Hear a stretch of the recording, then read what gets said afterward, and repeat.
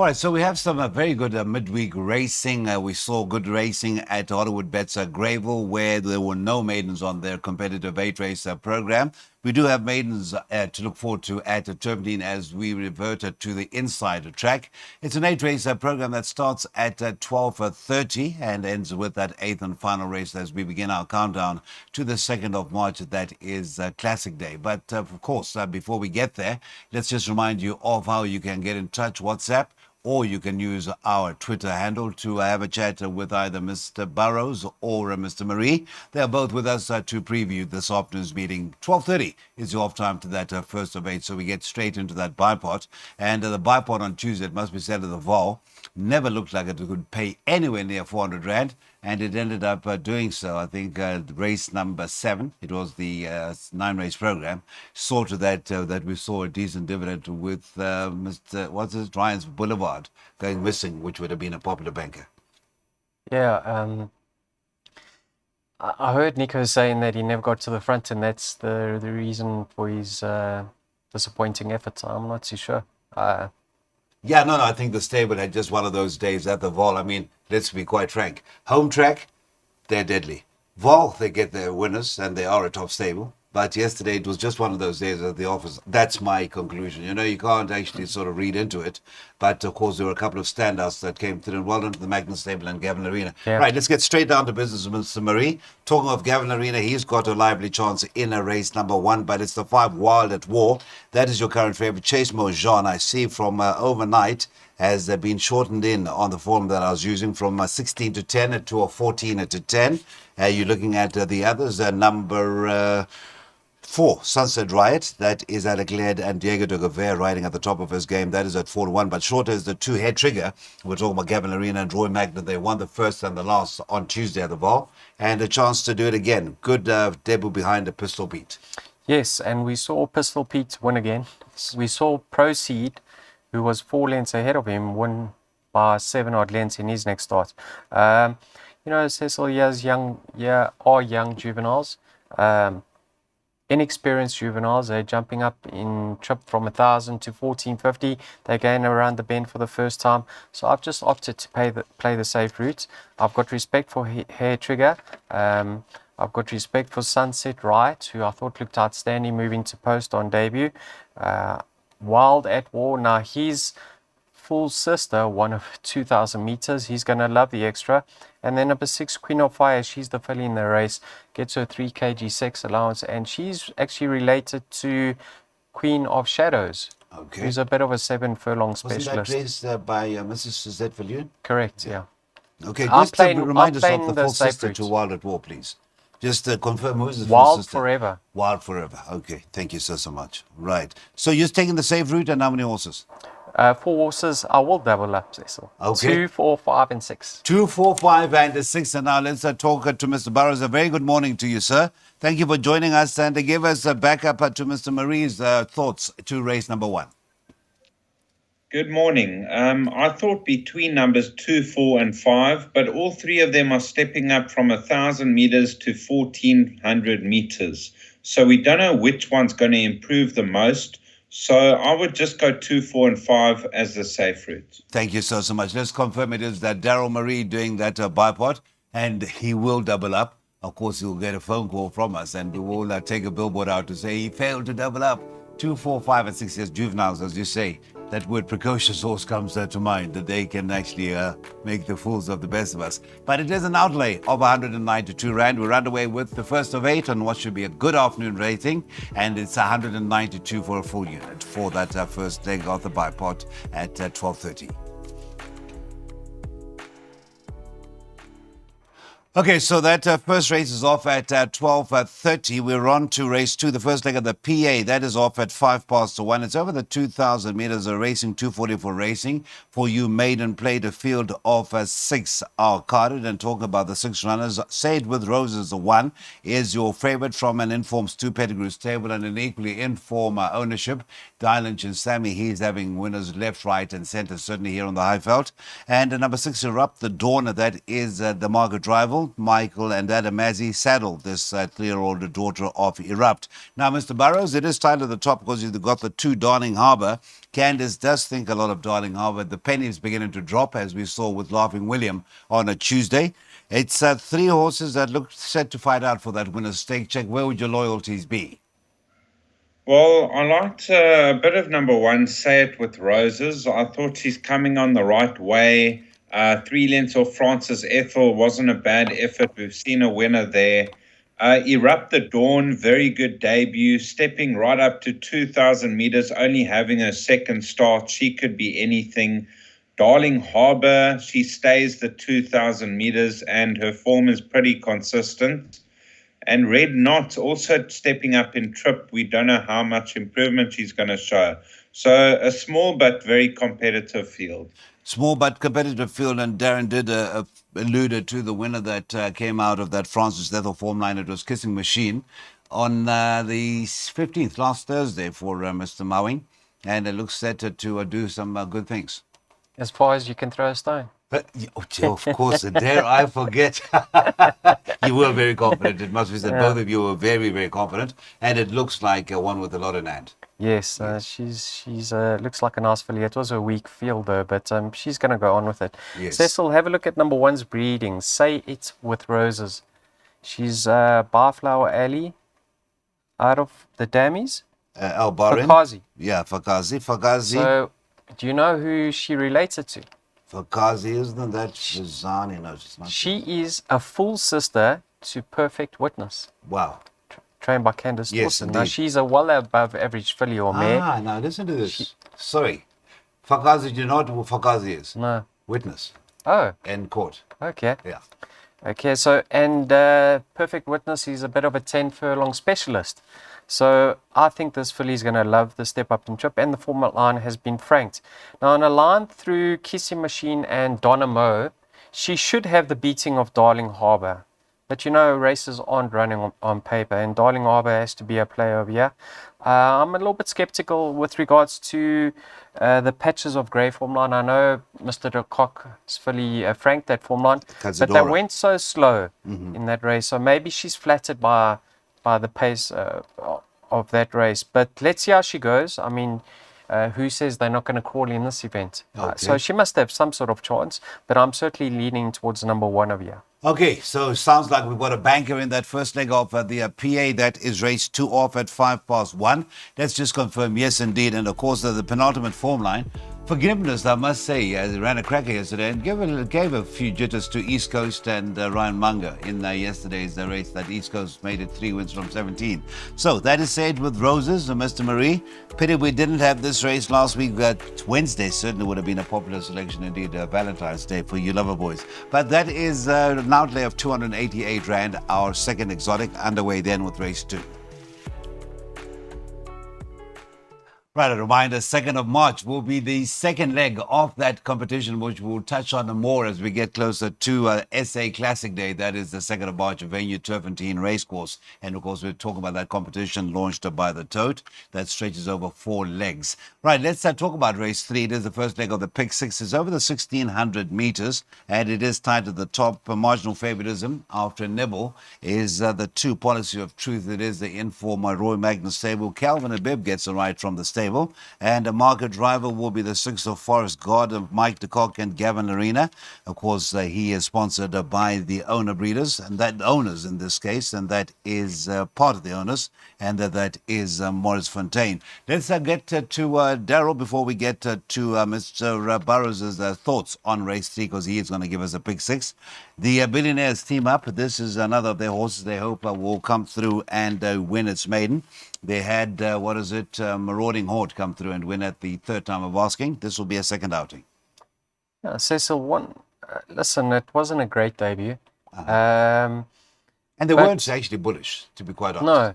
Yes. So I can certainly see him making marked improvements. You know, Turkernal, in my opinion, was very unlucky last time out behind Red Bomber. Yes. And this isn't a strong field, once again, that he's bumping. So if he's closer to the pace, who says he can't be competitive this time around? He is going to make improvements. Yes. But you can't really be bullish with regards to his chances.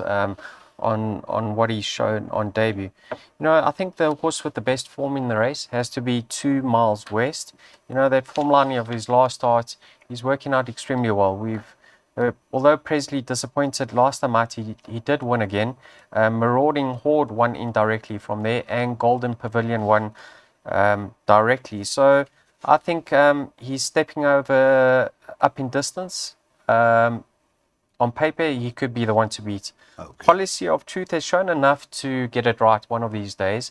Form line of his last start isn't working out, but he had excuses. He was overdoing it. If he settles in running, he's more than capable of winning a maiden. And then the other one I've included, there is a form update for him, is Montebello.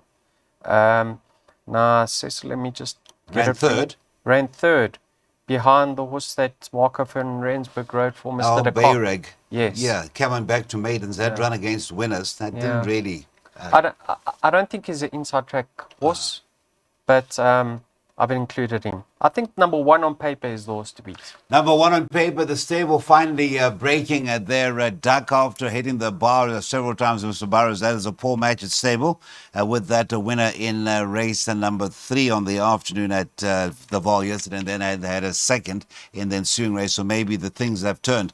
You are in the corner of Forest God or not, Mr. Burrows? I see there has been a nibble in the markets for Forest God. I do like his chances, Cecil. He wasn't fully wound up on debut. He was well beaten, but he can only improve lengths. I mean, I can see him improving 5-6 lengths, stepping up in trip. So he's a serious runner from a good draw. This isn't a strong field. You've got Policy of Truth. He over races when they put him further. Last time out, he was overdoing it terribly, and I thought he was going to fall in a hole, but he did stay on all the way to the line. Let's see if he settles. 2 Miles West, I thought there's stamina doubts there on pedigree, and he didn't find much in the closing stages last time. I'm just concerned he doesn't see out the mile, but he is a big runner in this type of company. Those are my leading lights, and then Montebello, if he takes his part, must be an inclusion too. Thank you so much. Let's confirm it is a pick 6 courtesy of Darren Barrows, 1, 2, 3, 6, and a 10. It is a 5 and 6 in that second leg. And then the 2 bankers that take note, race 5, number 4, and race 4, number 2. It's an outlay of 550 Rand, very affordable. And of course, it is a field at the back. Hopefully, we do make it there and we can start to breathe with some glee. Looking forward to the biggest result or the biggest outsider coming through to win race number 8. That is your pick 6, starting with that third at 20 to 2 at Turffontein, where we race on the inside track. Right, we're still in the maidens. This is a take a bet winner number maiden plate over the 1,000 meters race number 4, the first leg of the first jackpot, and you're going to put a line through number 8 out the miss rather. A winner just last Thursday, winning in the work riders and getting out of those maidens at the 8th time of asking. Well, in the betting right now in race number 4, you got a thing called Love number 6. That is your current favorite at 12 to 10. Johan Janssen from Furen. And an informed Red Hot Gavin Larena in the saddle. Sakale Skatulo was the winner of the comeback run by the 6th thing called Love, and Gavin did tell us beforehand that would need the run. Now that run would have brought on this 3-year-old daughter of Rafif, Mr. Burrows, and would you be confident enough to bank her with this second run after arrest? Definitely. The only concern could be the second run back. A horse can run flat after a lengthy layoff, but she's definitely the horse to beat and a possible banker in all bets. Last time out, took on the males. After a break, she showed pace. She stayed on all the way to the line.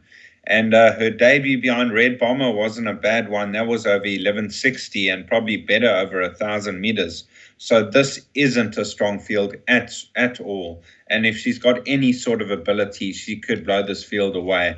Her only danger could be Enchanting Lady dropping in trip, but her form lines aren't great. So the thing called Love, a banker in the pick 3. Right, we've got the scratching of the 8 out the mist, Mr. Marie. Anything you want to add? I should just tell you that, as was the case when Sakala Katula ran and won, when in fact the race after, They returned with the blinkers on the stood-off runner, and that was behind Bossy Boots. They retained the blinkers once again. It had been declared not to raise the blinkers, but the blinkers are on. Cecil, I definitely think Old Love is the one to beat in this race. She also gets her sex allowance. Last time out, Sakala Iskatulu got the better of her. I mean, they locked horns about 300 meters out. Gavin produced this filly at the right time, and she just wasn't able to go on by and put the race to bed. The winner that day was actually extending at the finish. She's going to strip fitter. I think this filly comes along with her problem. So if she's moving well on the day, I can certainly see her winning, because herself and Sakala pulled well clear of the balance of the field in that occasion. I think they were 4 odd lengths clear. So on paper, I think she's certainly the one to beat. I'm not a fan of Enchanted Lady or Wait for Green Lights form lines. So I've backed up Thing Called Love with number 4 over here, Mr. Blue Flame. Now, in his first start as a gelding, he actually showed tremendous pace, and he was up there with him until the final 200, and then he basically stopped for a walk. So I'm hoping that him coming further back in trip and stripping fitter this time round could see a more improved run. Okay, so he's going to get the run of the race. So if you are looking to beat the favourite, perhaps number 4 does represent a bit of value. Certainly would be a good upset if you were looking for that upset in race number 4, the first leg of the jackpot. Well, what we have here is a pick 3 suggestion from Darren Burrows, and it is a straight line. That is a very bullish selection. It is a 6 Thing Called Love by the 4 in race number 5 that is in the ether. And then a number 2, Time for Orchids. And I think Mr. Burrows could be onto a very good thing there. Let us go with him yet again.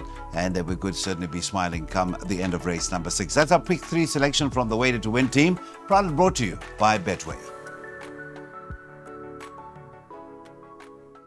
Okay, so that is now moving on to race 5, the second half of an 8-race program at Turffontein, where we're racing on the inside track, and also sees the start of the second jackpot of fillies and mares 74 over the 1,000 meters. And let's go straight to Mr. Burrows and a confidence selection, obviously in a race number 5 in the ether. Now nibbled into 17 to 10 at one stage, a 5-year-old daughter of Announced Grant Maroon and Ryan Munger. They certainly have a decent strike rate together. 2 runners at the time of going to press for Ryan, 2 rides, and it's been a win and a second. So you reckon in the ether will add to that win column, would you, Darren? Definitely. This is the right type of race for her to follow up with another victory. You know, she's got a terrific turn of foot over 1,000 meters when the speed's on. She'll tuck in towards the back end from a deep draw, and she'll be motoring home. I expect her to get the upper hand late, and Ryan Munger knows how to ride her now. Okay, so that is in the ether confidence selection. Anything you wish to add to the thoughts of race 5? Or are you in the same camp? The stables in cracking form. I've just looked up. I think their last 14 runners, they've had 4 wins and 3 seconds. Yeah. So they're firing at the moment. You know, Cecil, I'm always a draw player, and I actually think this wide draw is going to suit her, because she's a mare that doesn't. Is she a mare? It is a mare? Yeah. She doesn't like to be bustled early. So I'm of the opinion that if she was drawn 1, 2, or 3, you generally want to hold your position from a good draw, and that wouldn't have suited her. So now Ryan can let her come out softly. That happened last time too, and she won more with a bit in hand, more convincing than what the winning margin suggests. So I think she is the one to beat, and I can certainly see her finishing best of all. I just think there is one improver in the race, and that's number 6, Fennec Fox, because we've seen a few horses that have joined the Robin Claassen yard and show good improvement. Now this filly was rated as high as a 93 once upon a time. She does come with her issues. She's not the easiest of customers, but if she behaves herself at the pens and gets a clean break, one has to believe that she's better than her current rating of 64. I like in the ether. I think if there is going to be one that does have the potential to topple her, it could be Fennec Fox. But like I say, she does come with her problems. Right, at 12 to 1, you can't get hurt to take a swinger or even an exacta. You could Dutch them, back them both. Yes, indeed. Well, basically, if you'll indulge me, will you have a look at the horse I was looking at there? That is Fennec Fox. I was okay. just having a look because I remember as a 2-year-old, a very useful sort. Right, let's just confirm that it is a race number 5 and the selection is a confident win selection, the 4 in the ether to make it 5 wins from 38 outings, and is your current favorite at around 18 to 10. Racehorse Owners Association Middle Stakes is race number 6, and we do stay over the sprints, 1,000 meters at the trip. However, we have lost the 3 horses in race number 6. Numbers 3, Rocket Red Glare, 4, Faustino, and the 9 on a queue. That is 3, 4, and 9, which leaves us with the 6 runners. And dare say it renders the task of the 2, Time for Orchids, all that much easier to make it 3 wins from as many starts for the stable of Johan Janssen van Vuren. And of course, the ownership have done very, very well since teaming up with Johan. And in the process also teamed up with big owner Mr. Lawrence Verners in partnership, and they are doing very, very well indeed. Well, let's talk about this 4-year-old daughter of Time Thief from the very informed Addison Park stud. Cecil, if you open this book, you'll say she's very close to a penalty kick. Yes. I think Johan Janssen van Vuren's done a great job with her. She's moving well, especially down to the start. You can see she really has come well up on the half veld, and I like the fact that she's coming back in trip to 1,000 meters. She's well drawn. If you have a look at the best weighted column, On Cue was best weighted ahead of Time for Orchids and Red Rockets Glare. Now, On Cue's out, Red Rockets Glare is out. Second best in is, I know this is an expensive sort to follow, Kingshan Shah. Now, if you have a look at him, Cecil, he's lightly raced and he's unexposed, but he's been rested and gelded now.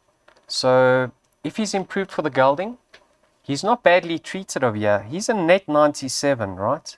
And Time for Orchids is a net 99. So he's only 1 kilogram out with the favorites. If the favorite has to fluff her lines for Kingshan Shah to win, but I'm saying you can focus on that exacta. Okay, so now Mr. Burrows, I think Mr. Murray fell short of saying, Time for Orchids has to run backwards to be beaten in race number 6. I'm putting words in his mouth, but he does love those expressions as far as you can throw a stone. Obviously, your pick 3 did suggest that this is a definite winner. And how far do you see? Which is the optimum trip right now? Running fresh 1,000 meters, the first time Johan said to me, yes, trip short of its best, but we are so impressed by the work we're seeing. And Julie won with a lot in hand.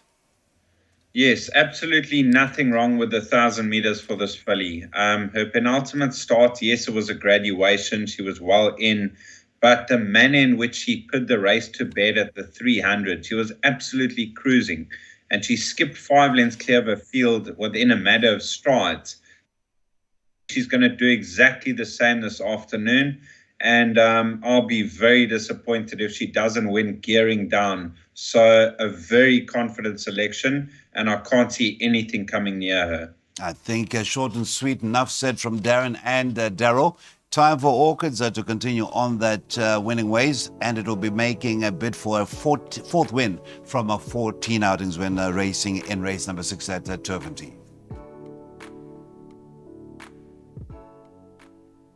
Well, we move away from what were races with standouts to a trappyish classified stakes. It's a place, Soccer 6, 10, and 13. It's over the 1,500 meters, race number 7, where we have a field of 10 carded. Now, Mr. Burrows, I start with you, sir.